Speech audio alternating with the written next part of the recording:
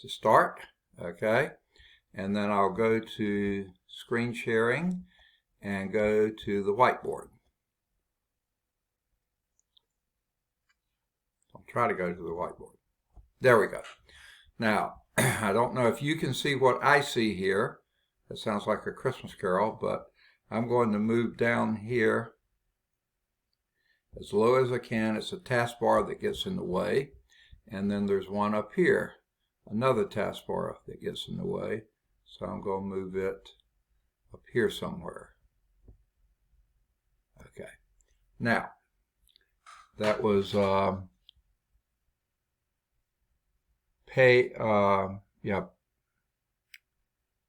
me see. Page 206. Just so people coming in later will be able to identify it. Now, if you see anyone coming in, let me know. Page 206.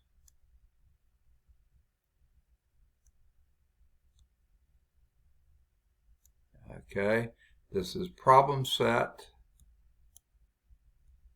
That's supposed to be a P, 8.1.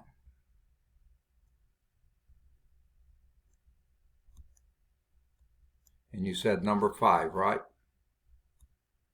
Yes, sir. Okay. I have a good memory, it's just short. Okay, so there's number 5. Now what's given in this problem is a force,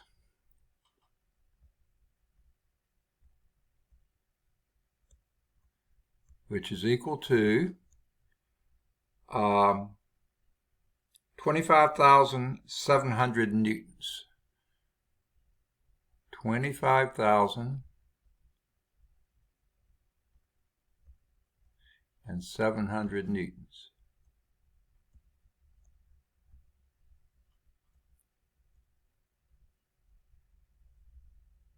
Okay, few things to note here. Top, we only appear to have 3 significant digits, which is about normal. Neither one of these two zeros have bars over them. That means they're not significant. They have to be there to hold the place, so you'll know it's 25,700 newtons rather than something else, but they are not significant digits. Okay? Second thing to note, the unit, Newton. That means we're in the SI system, the System International, sort of what we call the metric system. Okay, here's the second piece of information they give us, the displacement, which this book likes to call S. I typically would like to call it D or H or something like that, but they call it S. And that displacement is 238 meters, which is a pretty long displacement. It's a pretty strong force, and this is going a pretty good distance, 238 meters. Just to give you an idea, that would be in the neighborhood of 2.5 football fields in length. That's how far it's going. Okay? Now, all right. They give you here the work that's done. Okay? And the work that's done is 5.57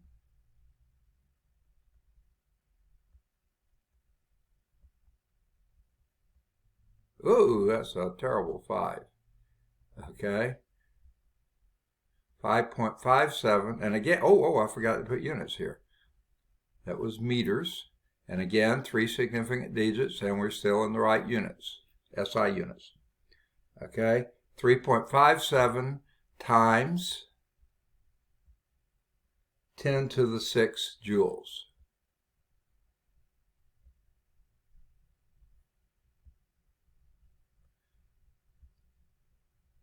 Okay. Now, they're asking for what is the angle theta. And I will answer your question just because you gave it. I mean, you ask it. But, especially after class, when I realized very few of you had trig, and then after class, at least one student got in touch with me about saying something about being completely lost in the class. She didn't specify, but I think it probably had to do with the trig part, but it may not have been. I looked ahead to see what the test looks like, and I'm not going to be asking any questions that deal with angles. Okay? I intentionally did that earlier when I was making out the test, but I had forgotten whether I had done that or not. I knew I intended to. I checked, and sure enough, I have not included any questions with angles. Is the angle the part that's bothering you, or would you like to see it work just in general? It's finding the angle part that was, or the data part. Right, exactly. So, do you still want to see that just for your own cultural enlightenment? Or yes, sir. You do? Okay, fine. So let's, again, good idea. Oh, here comes Manessa. Let me get her in the class and marked on the roll. There she is. Okay, I don't know if she's here yet. But the formula that we'll be using, and it's always good to find the formula. And basically, here's how you find it.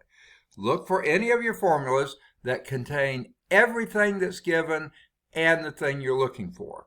And this is the one on page 204, just a couple pages ahead of where we're asking. And here is the formula. Okay, W, pretty ugly W, is equal to Fs times the cosine of theta. Okay, that's the force times your displacement, that's what the S stands for, times the cosine of the angle theta. Now what the cosine of angle theta is there is because the force is in a different direction from the displacement. Okay, now this will be telling you a few things about trig functions that probably either you don't care about or you would like to know, so let me know.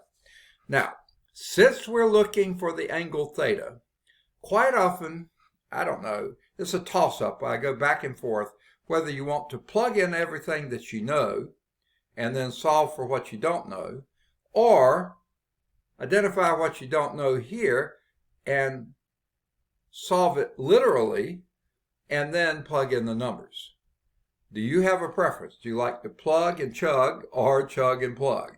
Do you like to plug in the numbers first and then solve for the thing that's missing? Or would you like to solve for the variable that's missing and then plug in the numbers?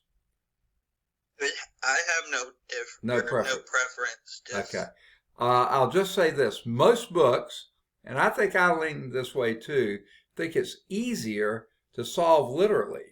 Isolate the theta. That's the thing you don't know here. That's the unknown here. That's what you're looking for. Okay? I believe they even had the question mark in the book. Yes, they did. Okay? That's what we're looking for. So let's isolate that. So the first thing I would do, here it is right here. Okay? So let's isolate that. First thing I would do is divide both sides of the equation by Fs. That's the force, and it's also the displacement. But whatever you do to one side, you got to do to the other side. So this will be Fs divided here. Okay, that should be a small s, but my writing isn't very good. Well, here the forces go out on this side, and the displacements go out on this side. And that leaves you cosine theta, and I'll write it down, even though I don't like writing on this thing, but here we go. Cosine theta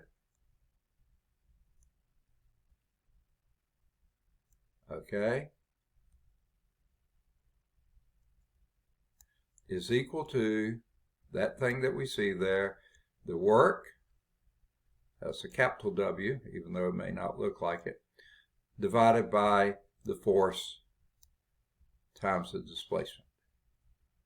All right. Now that still doesn't give you theta. It gives you the cosine of theta. Now this is the part that probably oh wait, here comes Mercy. Okay, let me get Mercy in. Okay. There she is. And let me get her marked here. Okay, so we got 5 people so far. Now, this may be a part you've never seen before, and if so, Again, it's just for your cultural enlightenment because you won't need to do this on a test. I've made sure that these theta questions, because y'all haven't had trig, are not on your test. Now, I can't guarantee that you're not going to need to know a little bit of trig in diagnostic medical sonography, but I can't imagine really many circumstances where you were. But I can't say you'll never need it. So here's what we're going to do next. How you undo, okay, notice here, this was a multiplication problem. Force times displacement times the cosine of theta. How do we undo the multiplication? We divided. Divided by force, divided by displacement, divide work by force, and divide by displacement. Well, how do you undo a cosine function? Well, that means you take the inverse cosine, okay? And the inverse cosine is sometimes written one of two ways. Sometimes the old form of doing it was arc cosine, A-R-C-C-O-S. The other way is just inverse cosine. You put a little -1. That's what I'm going to use. And if you do that to this side, it undoes the cosine, leaving you strictly the theta. Okay? But if you do an inverse cosine on this side, then you have cosine. Now, I like this terminology, but you can use arc cosine if you want to. And the inverse cosine is written with a -1 up here. Now, that doesn't mean it's 1 over that. It doesn't mean anything else. It just means inverse cosine. And then the argument here is exactly what it was, W over Fs. Okay. Now, that's the formula that's going to give you the thing you're looking for, theta. Okay, so let's plug in what we know. It's the inverse cosine. I'll show you how to calculate this in a minute, though you won't need to for any test in here. I don't think you'll need to in diagnostic medical sonography, but I can't swear to that. Okay, and then what is your work? 5.57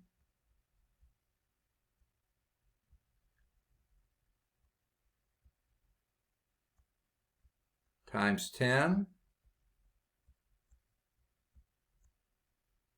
to the, whoa, that's an ugly 0, isn't it?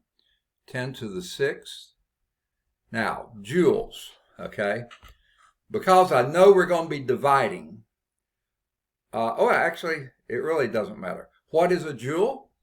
In one sense, a joule is merely a Newton meter. I don't know if you remember that, but that's one definition of a joule, a Newton meter.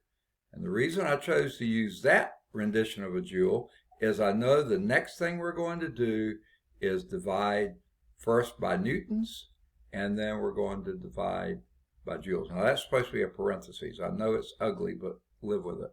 So okay. Is all of that, is the 5.57 times 10 to the 6, is that all the coefficient for cosine? That's your numerator of your inverse cosine. See, it's okay. W divided by Fs. I'm writing in the Fs now. The F down here is 25,000. I'm just slow, okay? 25,700 newtons. This is why I left the joule as a Newton meter. Times, I'm going to put a center dot there for times, 200, because this is what the S is, 238. I'm sorry, I'm writing uphill because this box is in the way down here, and I can't get rid of it. 238, and that's an ugly, ugly 3, isn't it? 238 meters.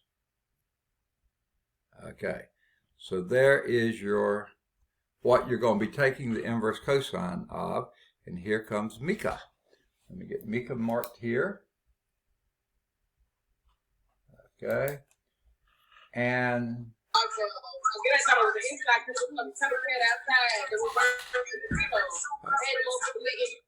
Okay, is that someone talking to me or just talking and didn't realize your mic was on? Okay. All right. So here's how we proceed. Okay. Let's first do the calculation that's in here. So all I'm going to do is write down the inverse cosine again.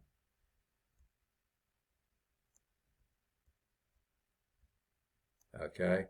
And then here's what we're going to take the inverse cosine of. Okay, I'm going to pull out my calculator. Handy dandy calculator. Okay.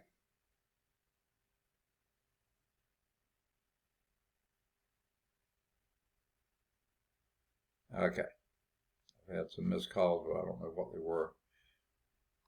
Okay. Now, get ready to, okay, all right. Get ready to turn your calculator this way. If you got a phone, if you're using a phone, be sure to turn it this way because you're going to need it for inverse cosine. Okay? So, well, we're also going to need it for the scientific notation. So how you type that in is, just like it read it, 5.57. Okay? Now remember, don't ever type in times 10. Find your EE key, or on some calculators it's EXP key. Okay? On this is EE. I press the EE and really nothing happens except the EE shows up that I pressed it. Okay? And then I type in the exponent, and that exponent is 6. So that takes the place of times 10. Mika came in and then I guess she left. She's coming back. Okay. So now I've typed in the numerator, 5.57 EE6. Now I'm going to divide that by, and now that actually printed out exactly what that is. 5,570,000, and that's what 5.57 times 10 to the 6th is. You see, you've got 6 decimal places before you get to that. Move it between the two 5s, okay? So that's what scientific notation is. Now I'm going to divide that. Now here's how I do it. You don't have to do it this way. If you want to, you could open a parentheses over here, okay, and then do 25,000 times 238, then close parentheses and hit enter. I like to just first divide by 25,700 and then divide that answer by 238. It's fewer keystrokes and I'm just plumb lazy. Okay, so I'm going to first divide by 25,700, okay, and then divide that answer by 238, okay, and then I'm going to hit equal. Now here's the answer I got, 0.91 blah blah blah blah blah, okay. That's from just doing the calculation that's inside the parentheses here, okay? That's what I get. And that is a very good answer because you cannot do, a cosine cannot have a value anywhere but in between -1 and 1, and this just barely is inside 1. So that's a good answer. Now I need to do an inverse cosine of that. Now, if I were any good, I'd write this down. I'm going to abbreviate it and just put 0.91, okay, just because I don't want to type in all these digits.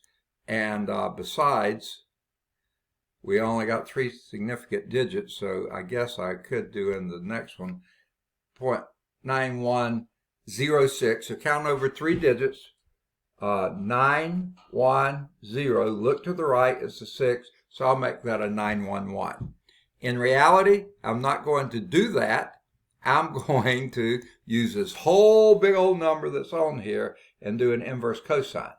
Now, where do you see inverse cosine? You don't.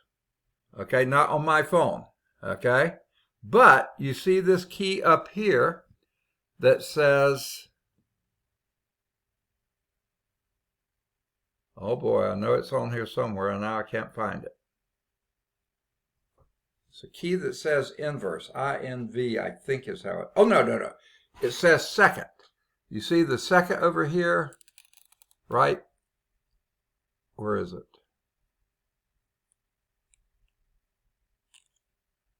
Yeah, right beneath the parentheses, open parentheses. I'm looking at it backwards, so it's hard to see. That says SEC, right? That's not Southeastern Conference. That means second. Okay? So I'm going to hit the second. No, it doesn't say SEC. It says 2 superscript ND. That's why I couldn't recognize it.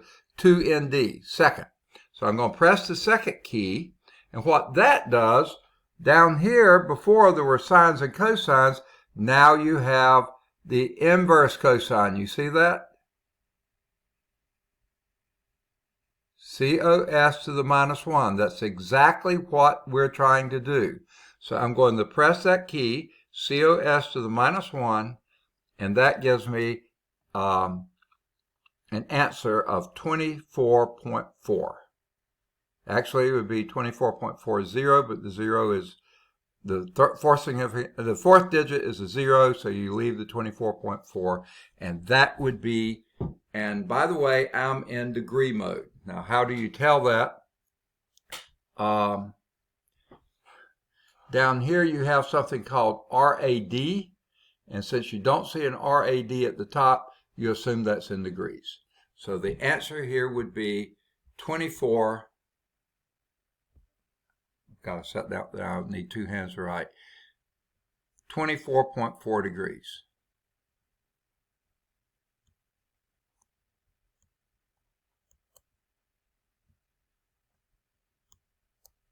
And that would be a degree symbol. Okay.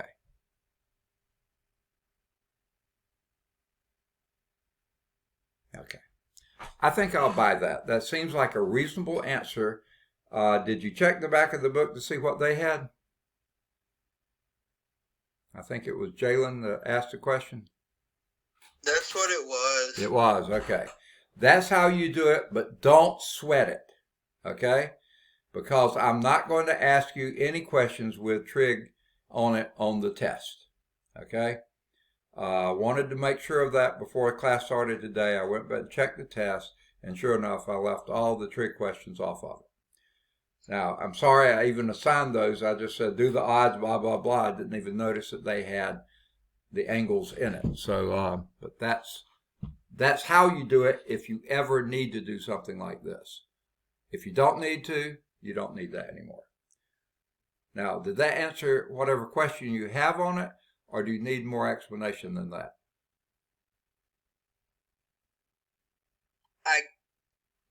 What's that? I got to 9.911. It's 0.911, right? Yes. Okay. And then I didn't hear how you converted it. Okay. Are you using a calculator or a cell phone? A calculator. A calculator. Okay. Yes, sir. Now on your calculator, I bet you'll find somewhere there a button that says SIN, COS, and TAN. Do you see those Correct. three? Okay. Now, on the line above that button, I think usually in a lighter color, maybe blue or gold or something like that, you'll see SIN with a -1, COS with a -1, or TAN with a -1. Do you see that? Right. Okay. I see it. Now, what color are those in? Blue. Blue. Okay, somewhere on your calculator, you'll see a blue key that either says second or third or something like that. Do you see a little blue button? Yes, sir. And what does it say on it? Second. Second. Okay, that's exactly like the one we had. So press the second, and when you do that, you will see the, okay, you do second, hold the second down and press that cosine key, because the blue key is going to be the -1 to the -1, and see what happens.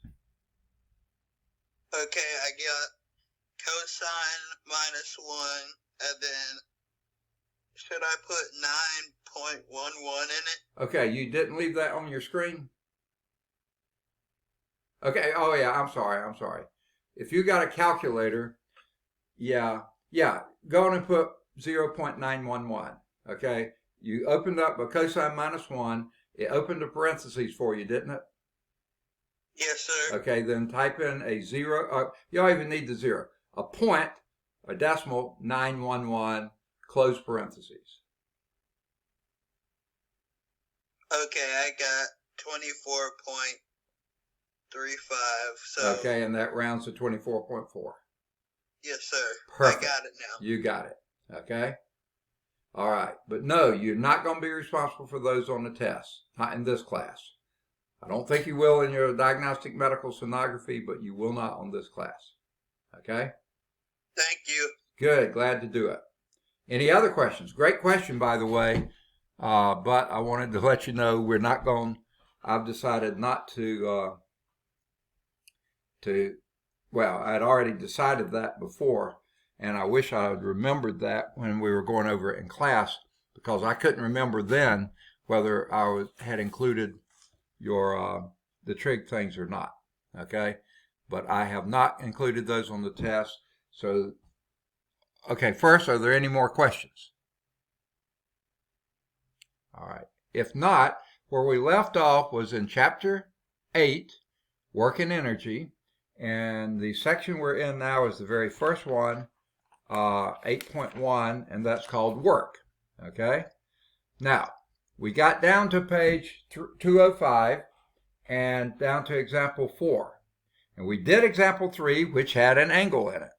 And example 4 has an angle in it. And since I'm not going to test you on those, let's just go on and skip that. Unless you specifically want to see that, I'll be glad to do it.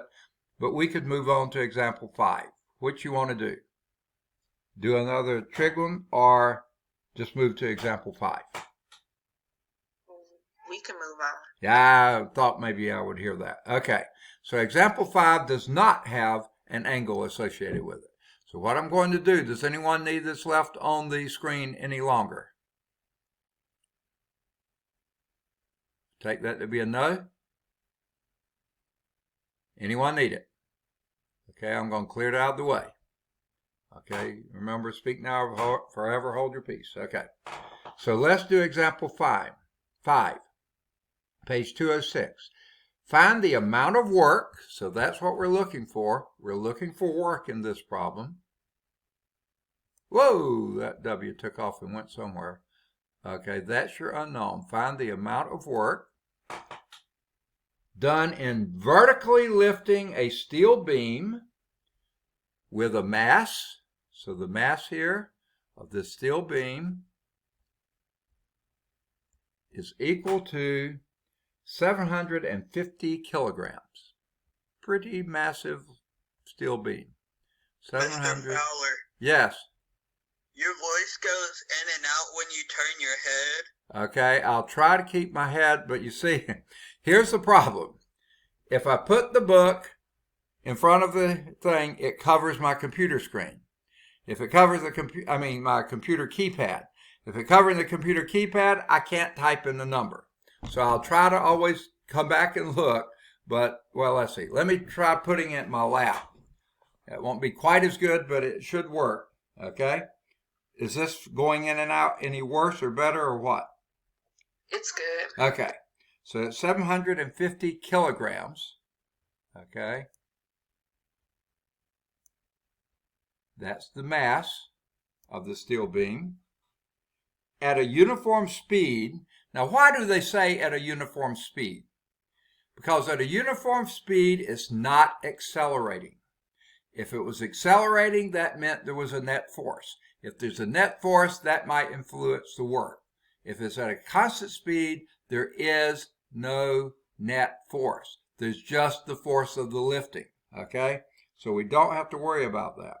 So at uniform speed, a distance of, oh boy, distance, remember what that was? That was our S. That's what this book calls the distance, and that distance in this problem was 45 meters. Okay? So that's about half of a football field. So you're lifting this steel beam vertically, straight up in the air, about half a football field high. That's pretty far in my book for a steel beam. I don't want to be standing under it. Okay. Now, it says find the amount of work. That's what we're looking for. And what's the formula for work? Anyone remind me? And you don't need any theta in it because you have no angles. What's your formula for work? Did I hear someone say force times displacement? Say yes. Yes. Yes, all right, good deal. Force times displacement, F times S. Now, if you had an angle theta, you just put that cosine theta after it. We don't have an angle theta, so you don't have to worry about that. But guess what, folks? We have S, but we don't have force. What in the world is force? Can anyone tell me what the force is? What force are you doing if you're lifting a steel beam? What force are you having to exert?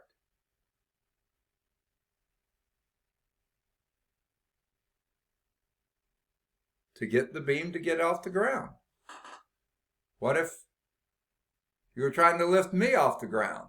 What would be the force you'd have to exert to get me off the ground? You'd probably break your back, but what would it be? I stand on the scales and measure my weight. My weight. And weight is a force, so this force is going to be F sub W. The weight, because you're lifting it vertically. And do you remember what F sub W is? Oh, no, that was last chapter. We don't need that anymore. Yes, we do. What is weight? Anyone remember? Please say yes. Weight is? Mass times. Mass times? Is it gravity or weight? Gravity, you're absolutely right. It's the acceleration due to gravity. And then we multiply that by the S. The weight is mass times acceleration due to gravity, and then you just bring your S on over here. Well, we know the mass. They gave it to us. That mass was 750 kilograms.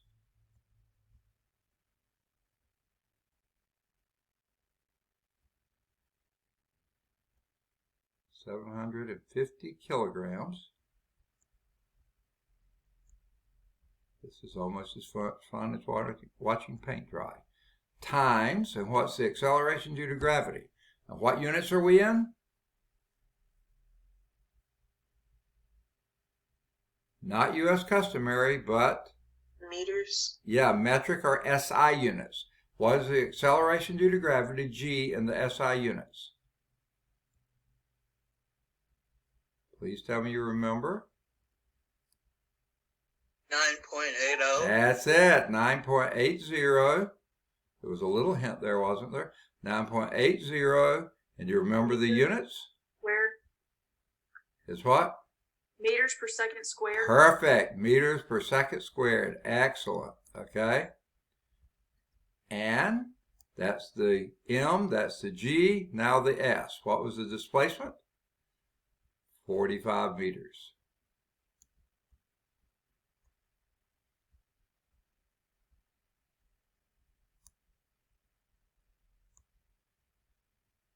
All right, isn't this fun? All right, now, all you have to do is multiply these three together. Of course, my phone died on me, so let me get it back. Calculator back. All right, 750. And by the way, if I went back and I wasn't paying attention, that appears to be only two significant digits there. 9.80 has 3, but guess what? We go with the least, and the 45 only has 2. So our answer can only be to two significant digits. So 750, you still type in the 0 because that's 750. It's not 75. 750, it's just that 0 is not significant, but it is important. Times 9.8, and you don't have to type in that 0. You're not going to use it anyway. Times 45 equal. And what do you get as an answer? Where is my? There it is. 330,750. That's what my calculator or phone says too. 330,000. Pretty big number, but that's a big steel beam. 750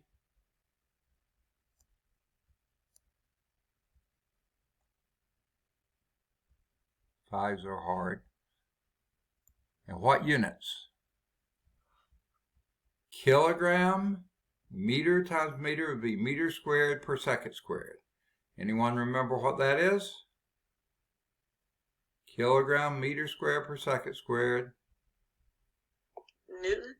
Okay, Newton is kilogram meter per second squared. That would be the force, mg. Joule, exactly. Okay, that would be joules. Okay. Now, two things to deal with here. First, how many significant digits do we need? 2. 2 and only 2. Well, here you count 1, 2. Look to the right. It's a 0. Everything else becomes a 0. So that's 330,000. I can't get my thing to move. There it goes. 330,000. Everything else becomes a 0 because they're not significant. So why write down something that's not significant? And that would be joules. That's a mighty big number with a fairly small unit. So if you wanted a smaller number but a bigger unit, what would that be? Two ways you could write the answer. One way would be 330. And now what I've done is moved the decimal 3 places. What number has 3 zeros in it? 1,000. What's the metric prefix for 1,000?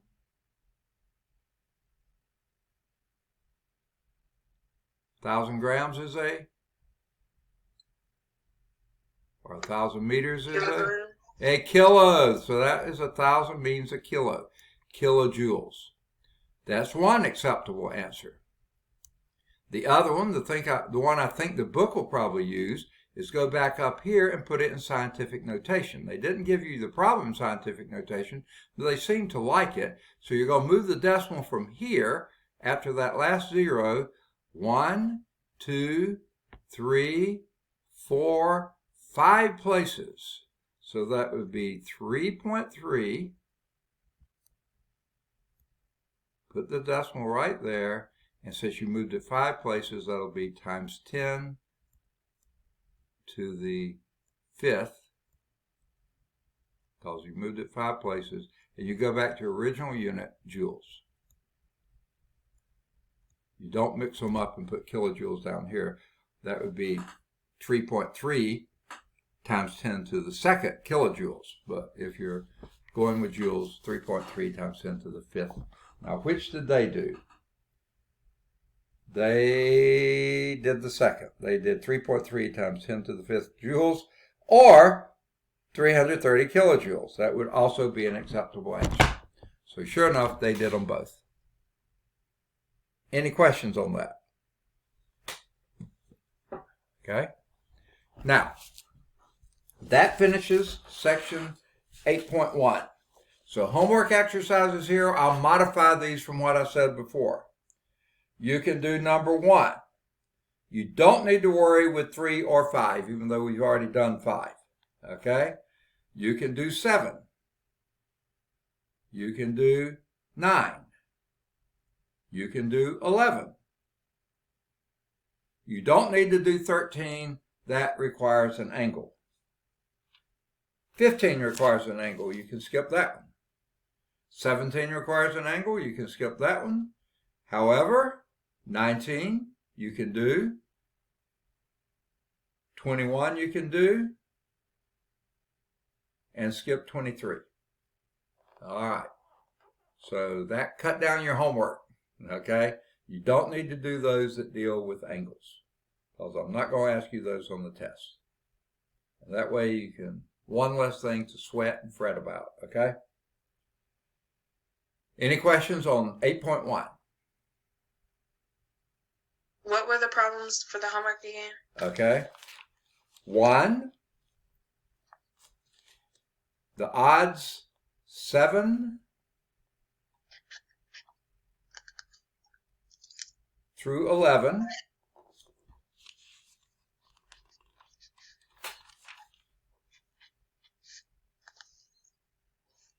19, and 21. Thank you. Okay. Do we need to send these in? You don't need to unless you've already sent in your test, and if you want to just give me something because you're bored and don't have anything to do, you can send me at least one problem. You don't have to send them all, but pick one, especially if one of them's giving you problems. Those are the ones I really want to see and see how you're thinking on them, and then I'll get back to you. Be sure you note on there that I don't know how they got this answer, or blah, blah, blah, something like that, and then I'll try to help you with that. Or we'll do it in class, like the way you asked the question this time. Perfectly fine. Okay? Next. Okay. All right. Any other questions? Good questions, by the way. All right. 8.2. We're going to be dealing with power. Now, I want to do a quick flashback. If you remember back when we started chapter 5, I had to do a little bit of background for you. And we talked about displacement or distance. Displacement was a vector quantity with direction. Distance is a scalar quantity with no direction. But they're both measured in feet, meters, inches, miles, whatever. Okay. Now, once we got that, something we could do with it was take the time rate of change of that displacement or distance. And that's what we called speed if it was distance, or velocity if it was displacement.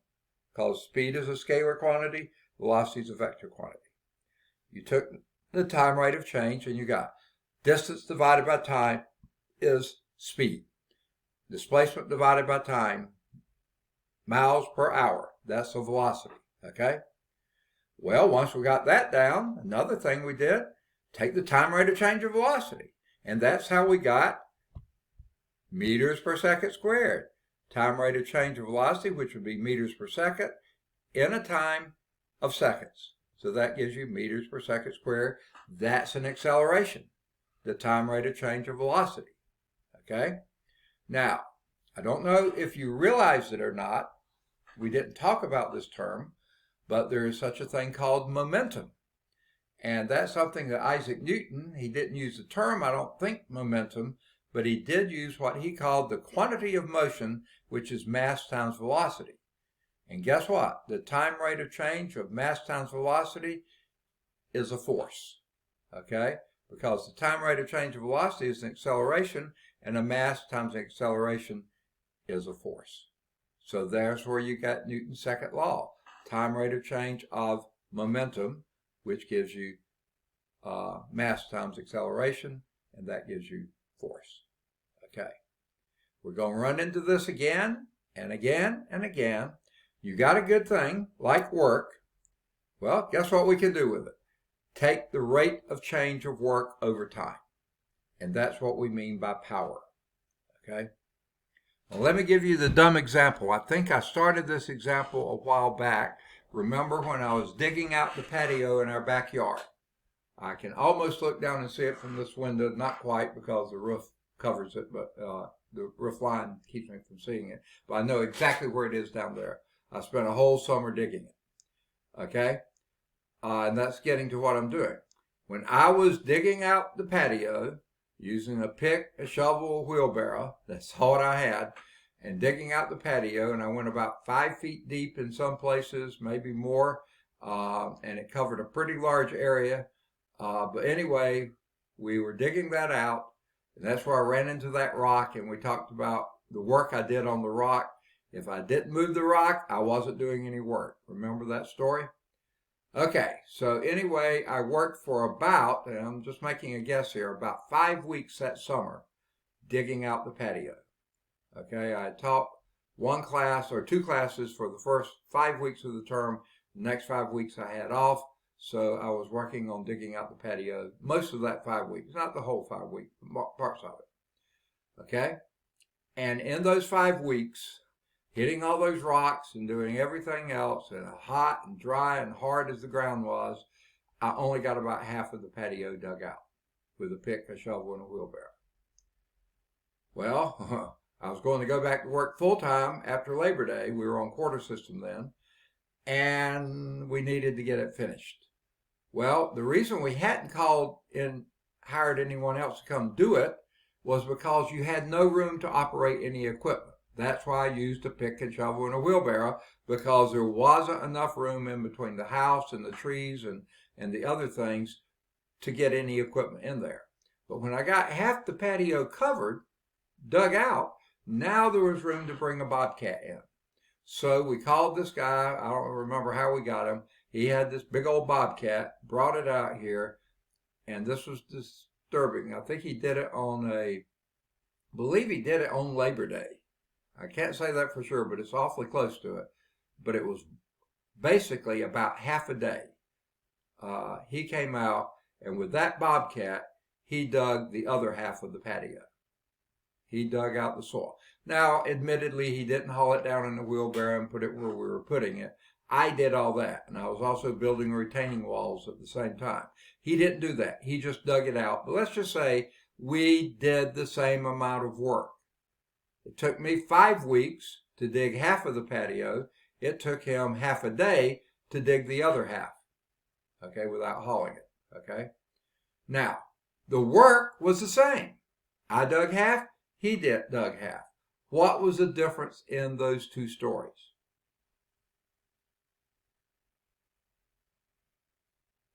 The time it took us to do it. The time rate of change of doing work, for me, was pretty small. For him, it was pretty big, okay? Because he did the same work in much less time, and guess what? His bobcat, I'm just going to make a guess, it was a big old thing, okay? That bobcat, I'm guessing, was about 250 horsepower. It may have been more than that. I'm just making a guess. Me? Way less than half a horsepower. Way less than half a horsepower. My power output was way less than what it could be. So it could do the same work in much shorter time. That's what we mean by power. The time rate of doing work. And here's the formula.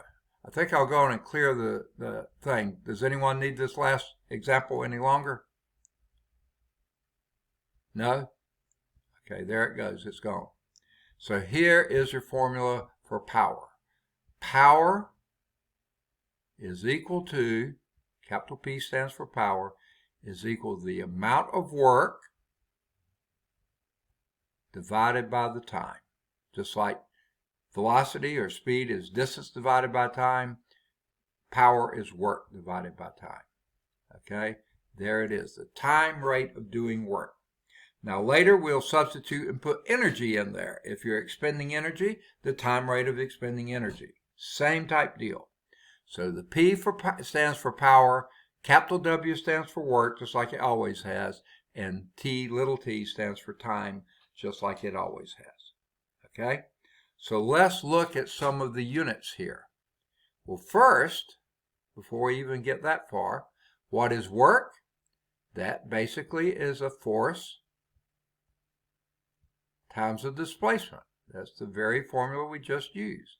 And that's divided by time. Okay? So that's one way to express power. Force divided by time.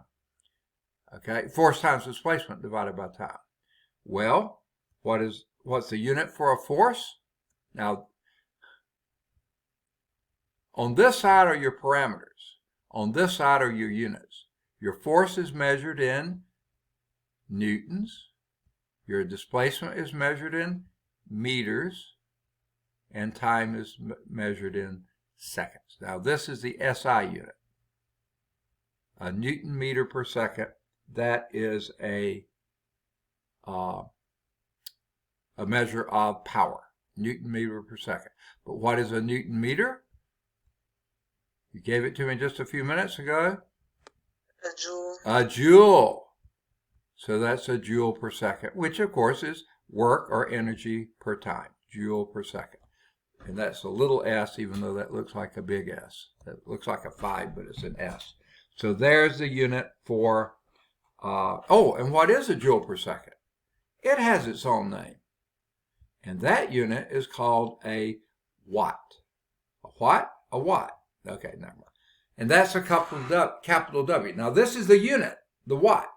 This is the parameter that stands for work. Don't get those crossed up. Units have numbers in front of them. Parameters just state formulas, okay? So this is a watt, named after James Watt. He was a Scottish engineer and inventor, born in Scotland. He did a lot of the early work with steam engines, and he calculated what a horsepower is. He said it's the average work it's the work that an average dray horse, those are those great big old working horses like the Clydesdales that pull the Budweiser wagon, those big old working horses, the work that a dray horse could do in a day on average, and that would be 1 horsepower. Okay, we're going to talk about those units a little bit later, but that's what he came up with. Later, when we got the metric system and they came up with a Newton meter per second, which is also a joule per second, they decided to name the unit of power. Since he did it in horsepower, they named the unit in the SI units after him, watts. And that's why it's capitalized. Just like the J is capitalized here, the N is capitalized here, Newton, joule, and watts. The S and the M are not capitalized because they're not named after anybody. Okay. So, a watt is a fairly small unit of power. So quite often we use units of 1,000 watts. And someone tell me what we would call 1,000 watts. Using a kilowatt. A kilowatt. You're absolutely right. 1,000 watts is, that watt took off, didn't it? Is 1 kilowatt. And when you're doing your electric bill, I don't know if any of you pay your electric bill, you may recognize that kilowatts are used on your electric bill. Something else is used there, but we won't do it. Now, if you're talking about the electric generating plant, then they're generating way more than watts. They're doing 1,000,000 watts. You want to know what that's called? Megawatt. Megawatt. I'm not going to write it down. You've got it. That's a megawatt. Now, for all the metric prefixes beyond K for kilo, they capitalize. So it's not named after anyone, but that's a 1 megawatts. Capital M, capital W. Okay? Now, in the U.S. customary system, what's our unit for force? Same unit when I stand on the scale. The pounds. The pound. And what's our unit for distance? Feet. Yep. In fact, we usually call that foot-pounds rather than pounds-feet. But then we take that and divide it by your time, which again, in both units, is second. Now, foot-pound per second doesn't have a special name. Okay? That's what it is, just foot-pounds per second. Usually we say foot-pounds, so we turn that around and say foot-pounds per second. However, James Watt came up with what a horsepower is, and that's based on what we now call U.S. customary. It used to be called the British system. So I'll give you that equivalences here. 1 horsepower, and quite often I abbreviate that as HP. I think that's what the book does too. That's not Hewlett-Packard, okay? 1 HP, even though my computer is a Hewlett-Packard, is 550. Goodness gracious, this is ugly writing. 550 foot-pounds per second.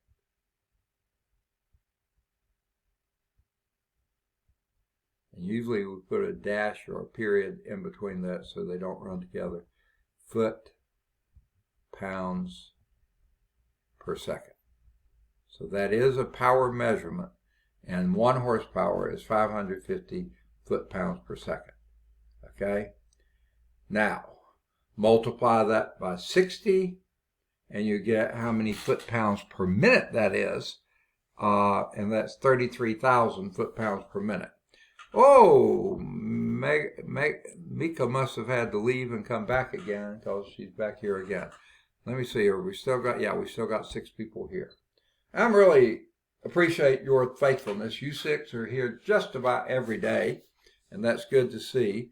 There's one person who showed up one time, and we haven't seen them again, and I have another 2 people on the roll who I haven't seen at all. So you can thank, I think it was Dr. Marable, and she said, nope, we need to run this class, even though we didn't have enough students for it to run. At first we had 10 or 11, and that would have been enough, but then some of them have never shown, some have dropped out right away, and then 2 have not shown, and 1 hasn't come back. But the 6 of you got the course because Dr. Marable said, nope, they need to have the course. So you got it. Thank her. Okay. Now, just to give you a general idea of how these things compare, a foot-pound per second is considerably larger than a watt. Okay? Considerably larger. Okay? A horsepower is 550 foot-pounds per second. Now, that's closer to being what a kilowatt is. Now, it's not the same. Don't know if they give you this conversion here. They should, but I don't see it here anywhere. It's about 0.75. It's not exactly 0.746 or something like that. 746 watts and 1 horsepower. But you don't need that now, but just to give you an idea. A kilowatt and a horsepower are close to each other. Watt is a very, very small unit of power. Okay? Now, there is a little blurb at the top of page 209. Let me move my book back in front of me. And it's on human horsepower.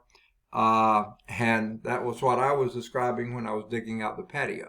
Now, for short burst, I can go pretty close to 1 horsepower. Okay? If I'm really in a hurry and really do something very fast, I can come close to a horsepower. But stretched over an entire day, especially in the summertime when it's really hot, I can do considerably less than a horsepower. Okay, just to give you an idea. Think of those big dray horses there, a lot more powerful than I am. All right, so let's do example 1. I think I'll go in and clear the screen unless any of you need this up here any longer. Do you? Okay. All right. I'm sorry if you said something, I was too quick on the draw. So here we have a freight elevator with an operator, weighs 5,000 newtons. So what in the world is that a measure of?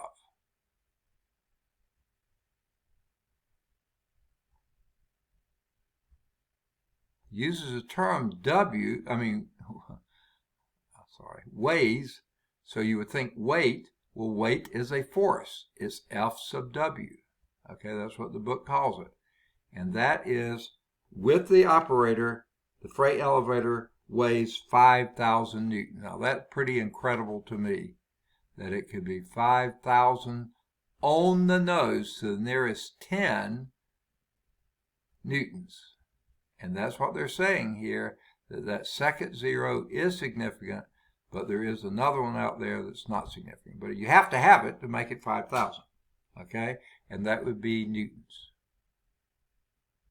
Okay, good unit for force or weight, okay?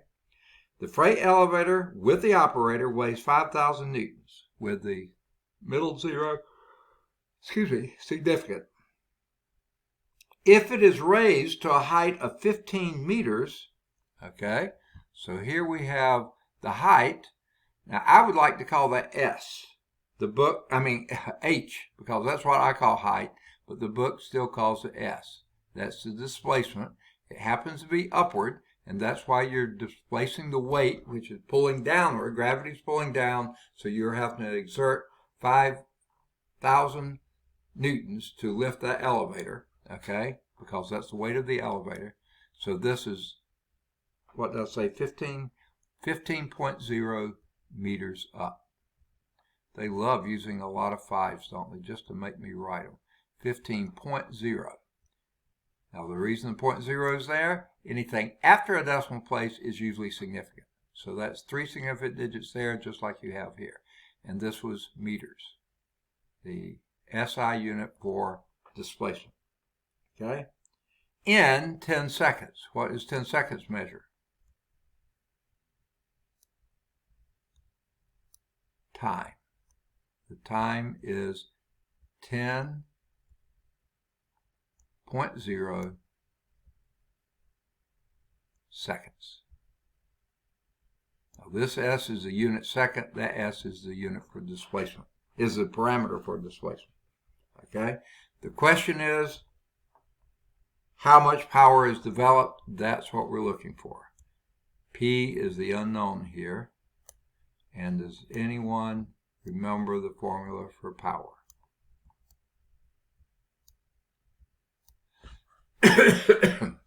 Anyone? Work over time. Work over time. And what is work?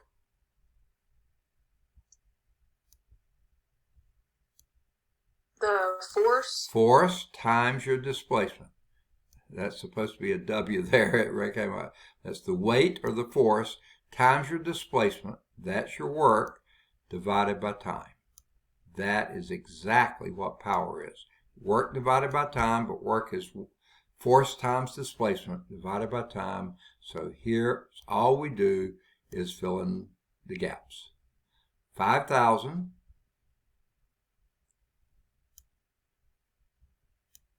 newtons is the force or the weight of that freight elevator with the operator. And the middle zero is significant. And that would be newtons. I'll leave newtons in there. Times 15.0 meters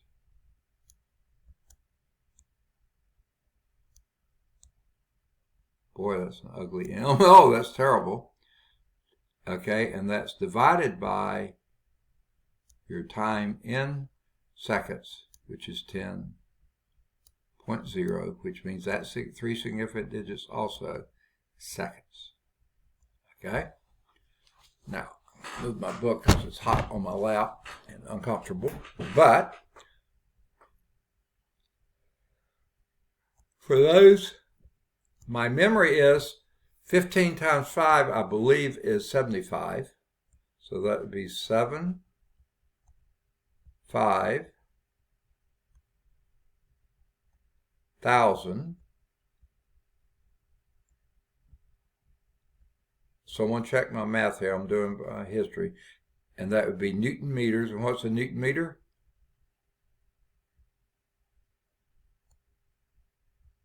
Joule. Joule divided by 10.0.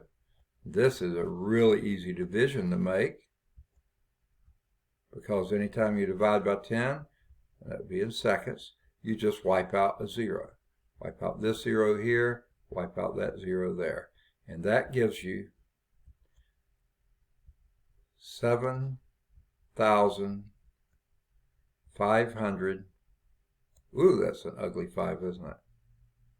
500. And what's the unit for power? What's the unit for power? A watt. Watt? Yeah, that's right. Okay, watt. Now, this zero is significant because you need 3 significant digits. That one is not. Okay, now if you don't like that small, that big a number with that small a unit, how could you also write this?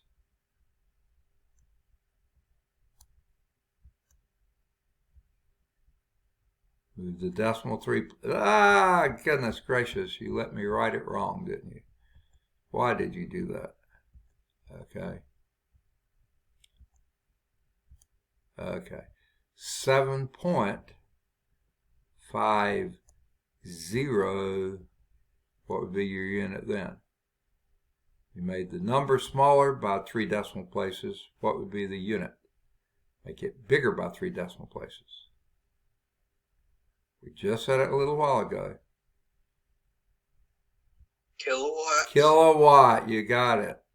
7.50 kilowatts. Either one of those answers is perfectly acceptable. You could have left it in Newton meters per second or joule per second, but the quickest way is 7,500 with that middle zero significant, the first zero significant, watts, or 7.50, that gives all three significant digits kilowatts. Let's see what the book did. They left it as, they left it in Newton meters per second. So they said 7,500 with the first zero significant Newton meters per second. Why they didn't use watts, I don't know. I would have. I did. All right, ready for example 2? Yay or nay? Anyone need this a little longer? Okay, if not, I'm going to erase it. So here's example 2. The power expended in lifting an 825-pound girder. So what's that a measure of? 825 pounds. What's your measuring then? The weight. That's your weight, F sub W.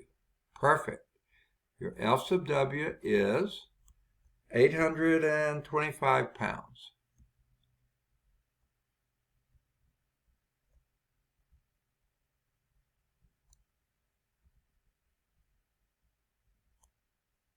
How many significant digits?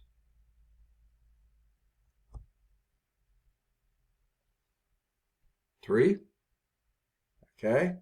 The power expended in lifting an 825-pound girder. And notice, you're lifting it, so you're doing work against gravity. That's weight. Okay? Work against gravity is weight. To the top of a building 100 feet high. So what's that a measure of? Your displacement, which is the building is 100 feet high. This is a remarkable building because it's precisely 100 feet. That this third digit is significant, and that would be how high it is. Feet.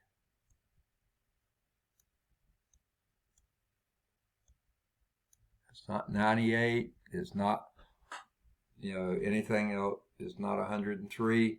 That is exactly 100 feet high. Okay? Now it says the power expended in lifting that girder, 825-pound girder, to the top of a building 100 feet high is 10 horsepower. So now they give you the power, which is equal to 10.0 horsepower.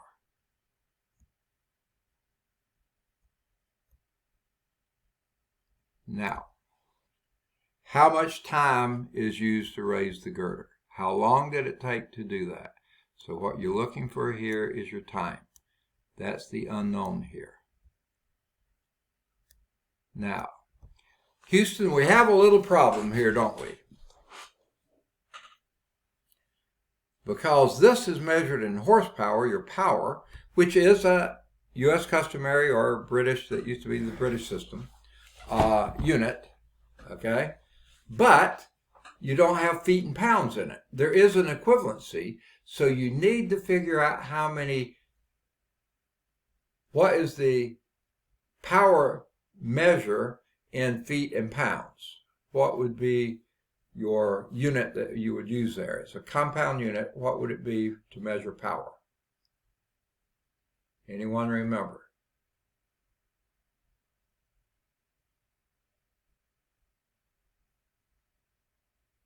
Well, work is foot-pounds, and power is work per time, so it's foot-pounds per second. Now, does anyone remember how to get from horsepower to foot-pounds per second? What is that conversion? We did it at the bottom of the previous page.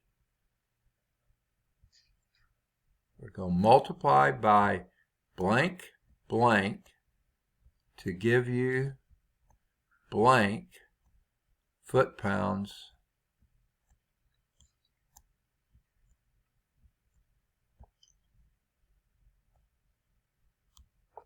per second. Anyone remember what the conversion was? Well, first let's deal with the units. Okay? This line is for numbers. That's where we're going to put our numbers when we figure out what they are. This blank is for your units. So you're going to put one of these units on top of the line and one below the line. The two that you have is either horsepower or foot-pounds per second.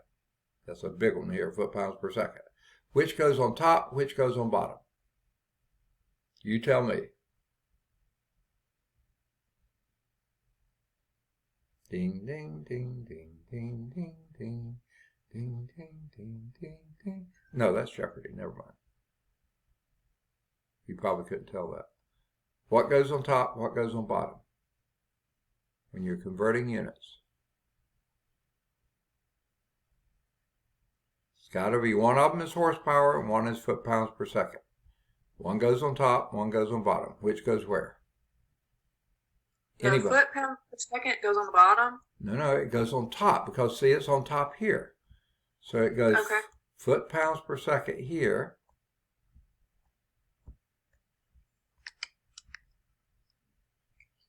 I always write the B first. I don't know why. Foot-pounds per second goes here. And your horsepower goes down here. Why? Because you want to cancel out the horsepower. Numerator here, denominator there. That way you can cancel it out. And that leaves foot-pounds per second here, which is what you want because it's in the numerator there. Okay? Now, we put the units in their place. Now we match the numbers to the units. How many foot-pounds per second and 1 horsepower, or how many horsepowers and 1 foot-pound per second? Does anyone remember that number that James Watt came up with? Bottom of the previous page. 550 foot-pounds per second is 1 horsepower. Now we're going to assume that that entire number is significant. We don't know otherwise. For right now, as far as we know, the entire number is significant, 550. They don't put a bar over it, but we're going to assume that. Okay? Now, so what we do now, multiply 10 times 550, and that would be 5,000, just move the decimal one place, 500 foot-pounds per second, because you had 10 horsepower, 5,000. Ooh, that's ugly. Oh man, is that ugly. It's not that funny. Okay. I'm just kidding. Okay. Let's see if, goodness, that wiped everything out. A lot more than I wanted to. Oh, get back up there. Okay. It's 500, or 5,500. Late in the class, I get tireder and it gets harder to do. 5,500 foot-pounds per second. Okay. Now, does anyone, and I probably should have done this first. In fact, I'll ask your apologies later, okay? Let's give me the formula we're going to be dealing with. What is the formula for power?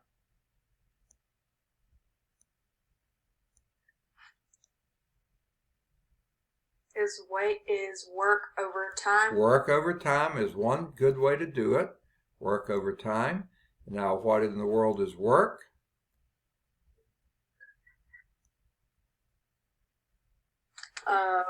Force times S.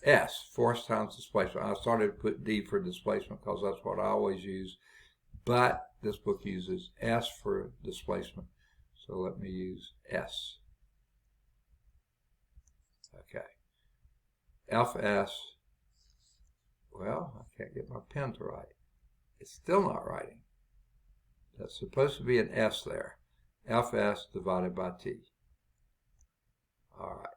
Now, we're looking for time, so let's take this formula here. P is equal to Fs times T. We want to solve for T.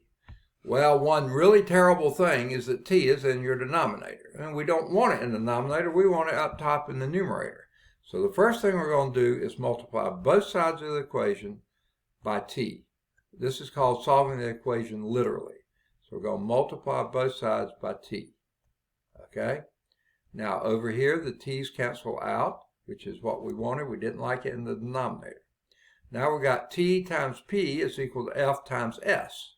We want T isolated by itself, so we'll divide both sides here by P because we want to divide away the power. And so here we'll divide by P. All right, I think we're ready to travel now. Okay, the P's are going to go out here, and that leaves us T is equal to your force, which is your weight. That's 825 pounds times displacement 100 feet. That's how far you lifted it. Been a while since we read the problem, but that's what it was. 100 feet high. And then you're going to divide this by the power. We just calculated the power to be 5,500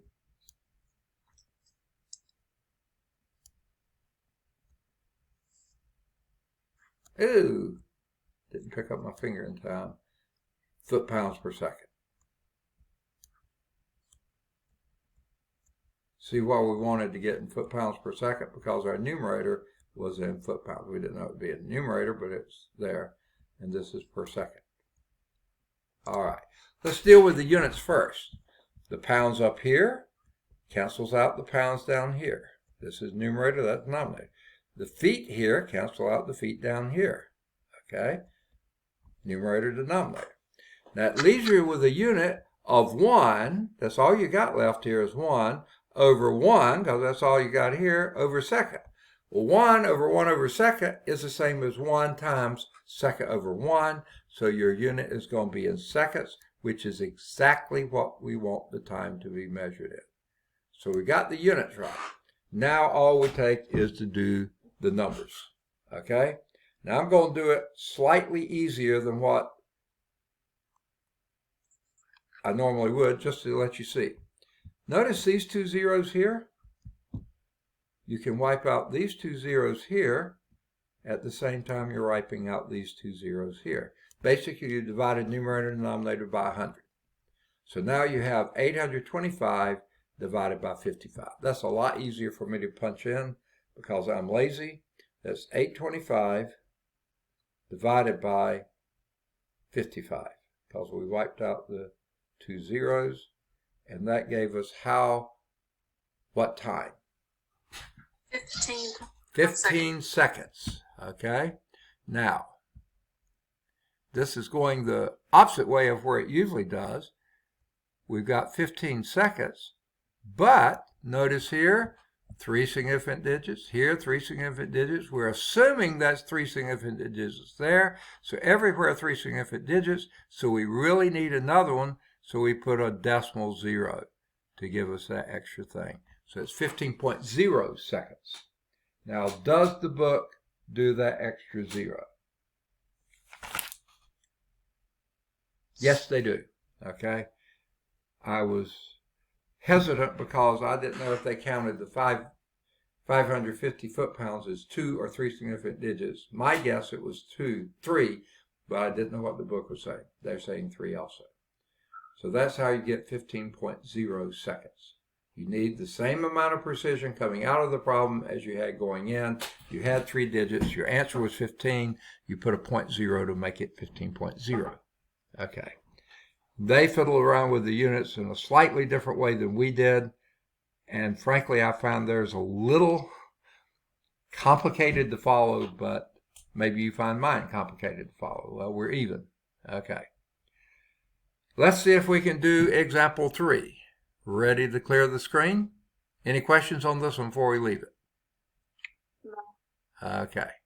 So clear the screen and let's do example 3.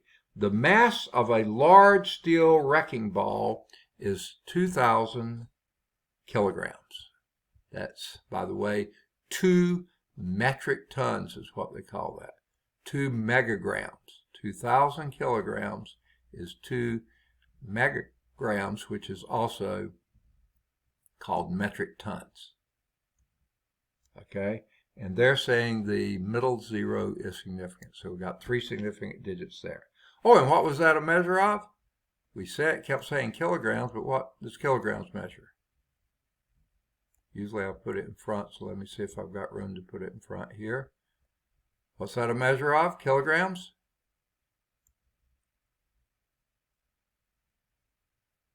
Mass. Mass is measured in kilograms. Okay? What power? So we're looking for power here. Always people are looking for, oh goodness, that's an ugly P, isn't it? Let's just make this longer here. Make that a P. Power is what we don't know. Okay.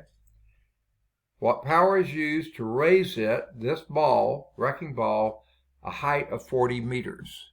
So that's going to be our displacement, which this book calls S.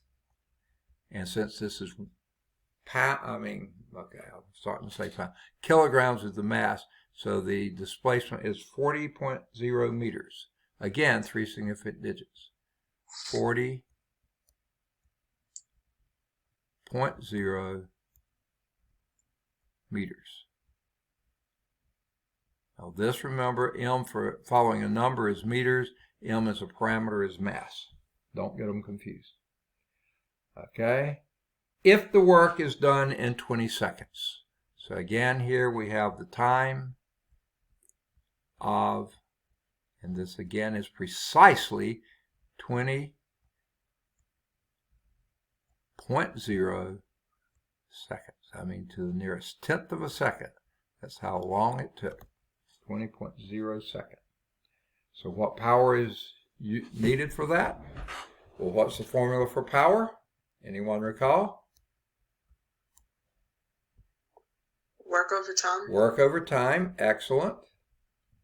Work divided by time. And what is work?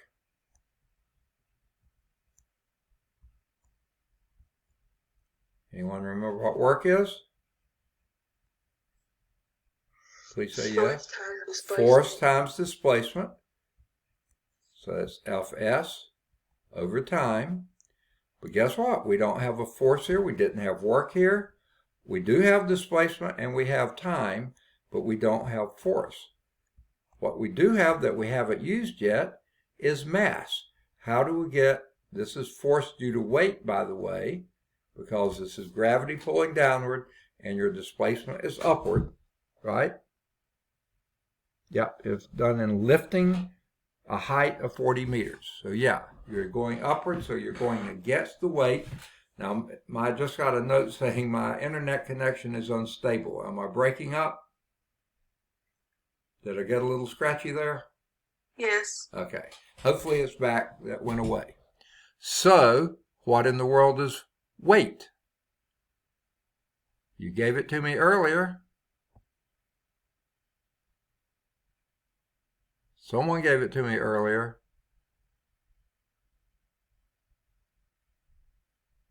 The weight? Yeah, what is weight? Well, any force is a mass times acceleration. So here's going to be our mass, and what acceleration do we use? So it's going down, so it's gravity. That's what's holding it down. That's what you're measuring the weight against.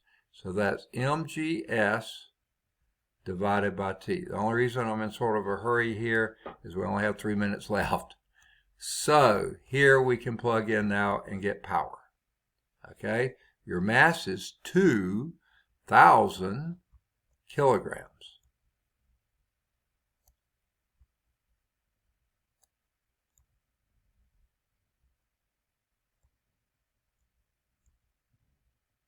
This is really exciting, isn't it, watching me write? The middle 0 is significant. That's a G, not a Q. Okay, kilograms times your acceleration due to gravity. Anyone remember what that was? I know Jalen remembered. He told me before. 9.80. 9.80. What units? Someone told me that too. Per second squared. Meters per second squared. Excellent. That's an M up there. It doesn't look like it, but my pen decided not to write sometimes. So let me see if I can make it right. Okay. And then your time was, no, your displacement was 40 meters. 40.0 meters. Whew. All right. Ugly, but it's there. Okay, and that's all divided by your time of 20 seconds. It's really 20.0 seconds. But guess what I'm going to do? Okay, I'm going to divide out 20. I could go 20 into 40 if you want to do that. That's real easy. That would be 2. Or I could do 20 into 2,000, and that would be 100. Which way do you want to do? I don't care. Name it and claim it. I just put it in and got 39,200. Okay, you saved me a lot of effort, okay? Call out that answer again. 39,200. 39,000. That's a 9. That's supposed to be a comma. 200. Did you round or did it give you that? It gave me the straight answer. All right. My 2 went away. And what units would that be? What units? Power is measured in what? What? What? All right, very good. What? Okay. Okay, if you wanted a smaller number but a bigger unit, what could that be?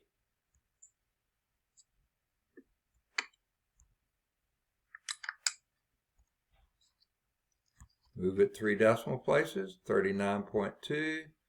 3 decimal place represents what metric prefix?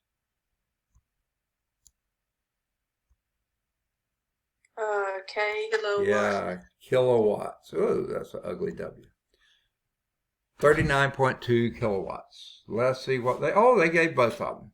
39,200 watts or 39.2 kilowatts. That was example 3. All right.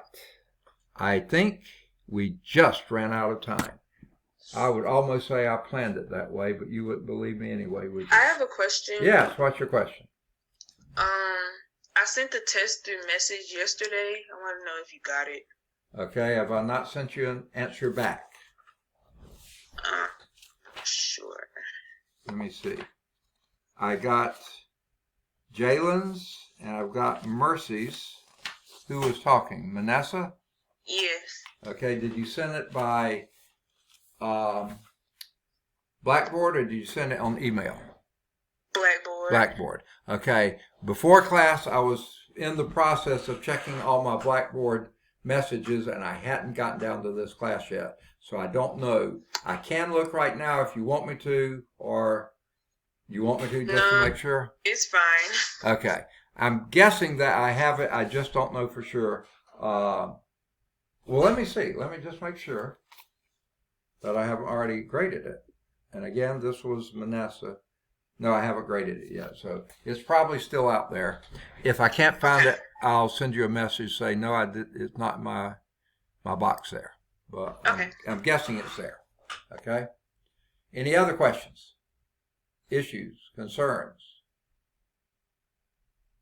Nothing. All right. We'll pick up next time with on page 211, example 4.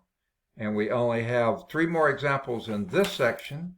Then we have energy, which is very similar to work. And then we have some conservation laws. So that'll pretty much end us up. So maybe we'll finish this chapter next time. Any questions? No. All right. So I'm going to stop the share. I don't like to share anymore. Okay. And we'll end the recording. So take care. We'll see you on Thursday. Okay? Okay. All right. Bye-bye. Okay. So end the recording.